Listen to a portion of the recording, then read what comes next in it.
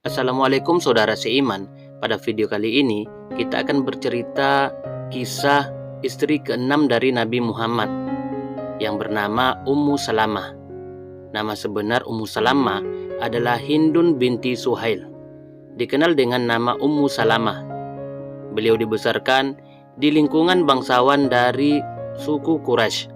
Ayahnya bernama Suhail bin Mughirah bin Makhzum.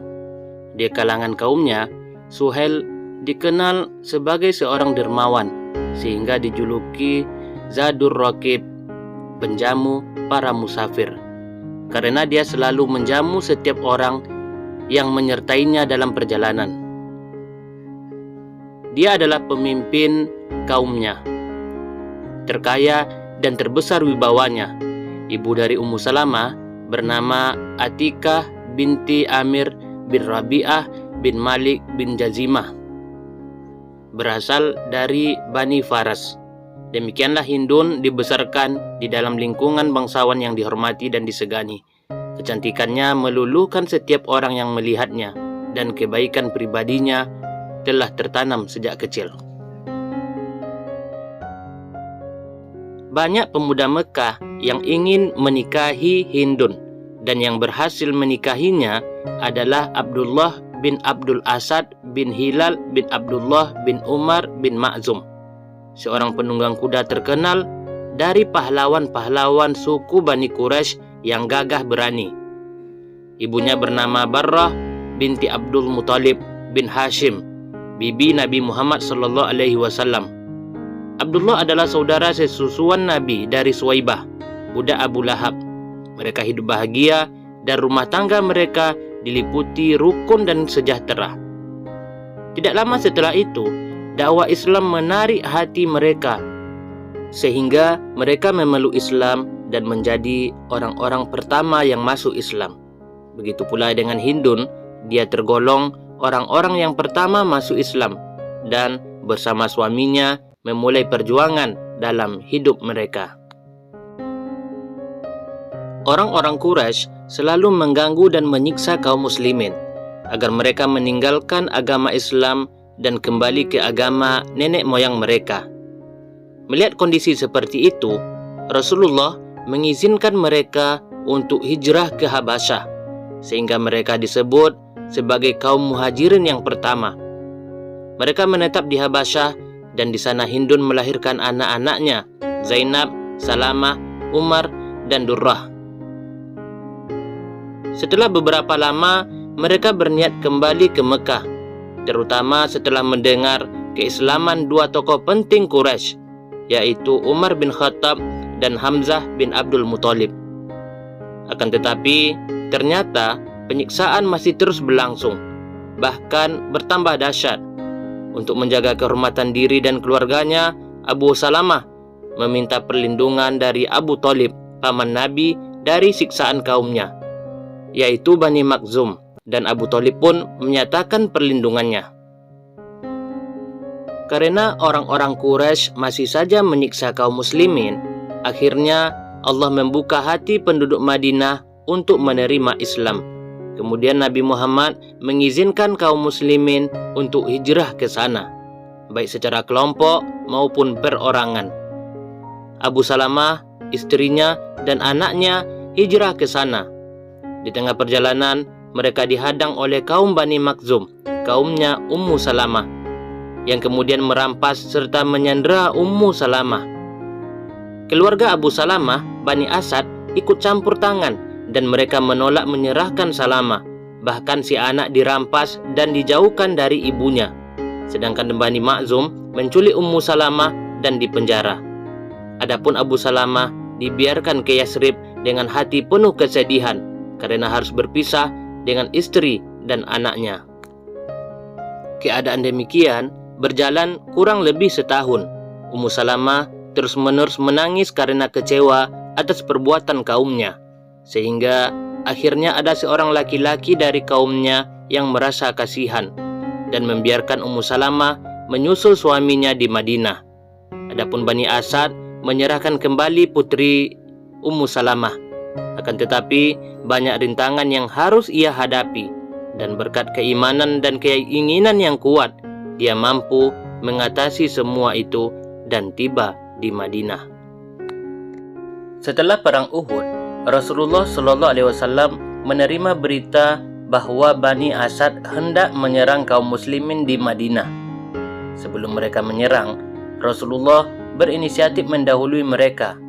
Dalam misi ini, beliau menunjuk Abu Salamah untuk memimpin pasukan yang berjumlah 150 orang, dan di dalamnya terdapat Sa'ad bin Abi Waqqas, Abu Ubaidah bin Jarrah, Amir bin Jarrah, dan lain sebagainya. Pasukan diarahkan ke Bukit Qud, tempat mata air Bani Asad. Kemenangan gemilang diraih oleh pasukan Abu Salamah, dan mereka kembali ke Madinah dengan membawa banyak harta rampasan perang. Di Madinah, luka-luka Abu Salamah kambuh sehingga dia harus beristirahat beberapa waktu. Ketika sakit, Rasulullah selalu menjenguk dan mendoakannya.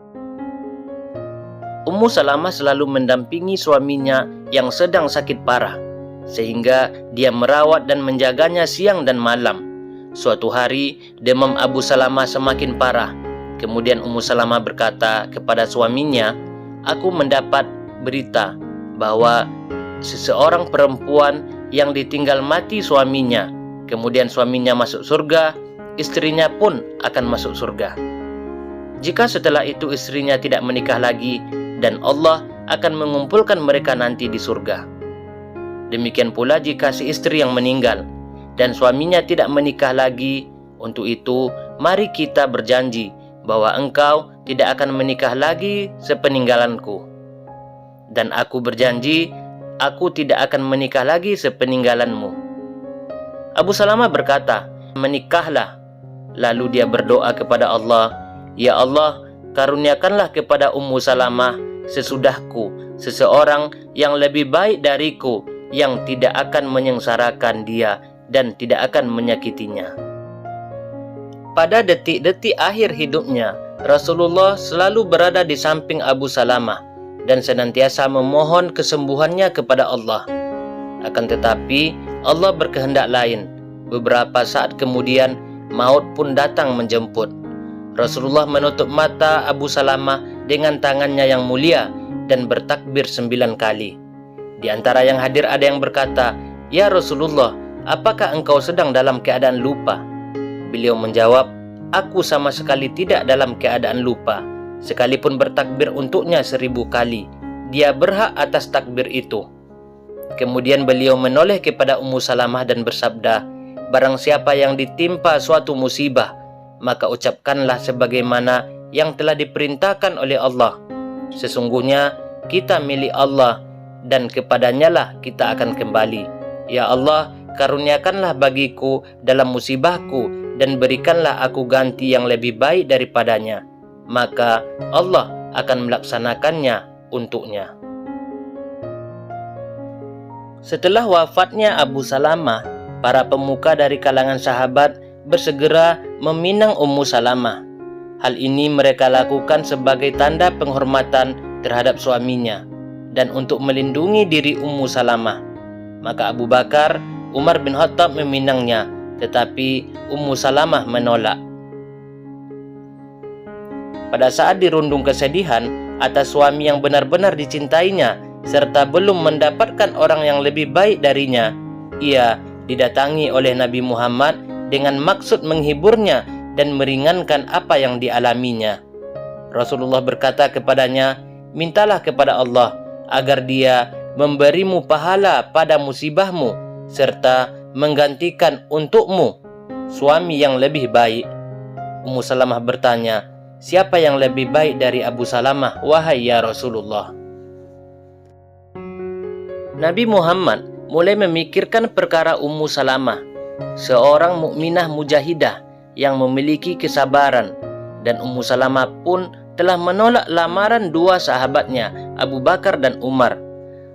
Rasul pun berpikir dengan penuh pertimbangan dan kasih sayang untuk tidak membiarkannya larut dalam kesedihan dan kesendirian. Dalam keadaan seperti itu, Rasul pun mengutus Hatib bin Abi Balta'ah menemui Ummu Salamah dengan maksud meminang untuk beliau.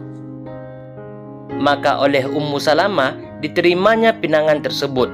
Bagaimana mungkin baginya untuk tidak menerima pinangan dari orang yang lebih baik dari Abu Salamah, bahkan lebih baik dari semua orang di dunia ini. Dengan pernikahan tersebut, maka Ummu Salamah termasuk kalangan Ummul Mukminin, dan oleh Rasulullah ia ditempatkan di kamar Zainab binti Huzaimah yang digelari dengan Ummul Masakin, ibu orang-orang miskin, sampai Ummu Salamah meninggal dunia. Pada masa Khalifah Utsman bin Affan, ia melihat perpecahan kaum muslimin di seputar khalifah. Bahaya fitnah semakin memuncak di langit kaum muslimin. Maka ia pergi menemui Utsman dan menasihatinya supaya tetap berpegang teguh pada petunjuk Rasul, serta petunjuk Abu Bakar dan petunjuk dari Umar bin Khattab, tidak menyimpang dari petunjuk tersebut selama-lamanya. Apa yang dikhawatirkan Ummu Salamah terjadi juga, yaitu peristiwa terbunuhnya Utsman yang saat itu tengah membaca Al-Quran, dan angin fitnah tengah bertiup kencang terhadap kaum muslimin. Pada saat itu Aisyah telah membulatkan tekad untuk keluar menuju Basrah disertai Thalha bin Ubaidillah dan Zubair bin Awam dengan tujuan untuk memobilisasi massa melawan Ali bin Abi Thalib. Maka Ummu Salamah pun mengirimkan surat yang memiliki sastra indah kepada Aisyah. Adapun isi suratnya, "Engkau sungguh telah merobek pembatas antara Rasulullah dan umatnya yang merupakan hijab yang telah ditetapkan keharamannya. Sungguh Al-Quran telah memberimu kemuliaan, maka jangan engkau lepaskan. Dan Allah telah menahan suaramu, maka janganlah engkau mengeluarkannya. Serta Allah telah tegaskan bagi umat ini, seandainya Rasulullah mengetahui bahwa kaum wanita memiliki kewajiban jihad berperang, niscaya beliau berpesan kepadamu untuk menjaganya. Tidakkah engkau tahu bahwasannya beliau melarangmu melampaui batas dalam agama? Karena sesungguhnya tiang agama tidak bisa kokoh dengan campur tangan wanita apabila tiang itu telah miring, dan tidak bisa diperbaiki oleh wanita apabila telah hancur. Jihad wanita adalah tunduk kepada segala ketentuan, mengasuh anak, dan mencurahkan kasih sayangnya." Ummu Salamah berada di pihak Ali bin Abi Thalib karena beliau mengikuti kesepakatan kaum muslimin atas terpilihnya beliau sebagai khalifah mereka.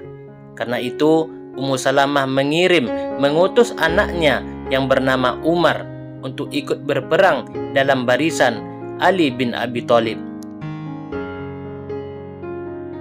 Pada tahun ke-59 Hijriah, usia Ummu Salamah telah mencapai 84 tahun. Usia yang tua dan pikun merambah di pertambahan umurnya. Allah Subhanahu wa Ta'ala mengangkat ruhnya yang suci naik ke atas menuju sisi Allah.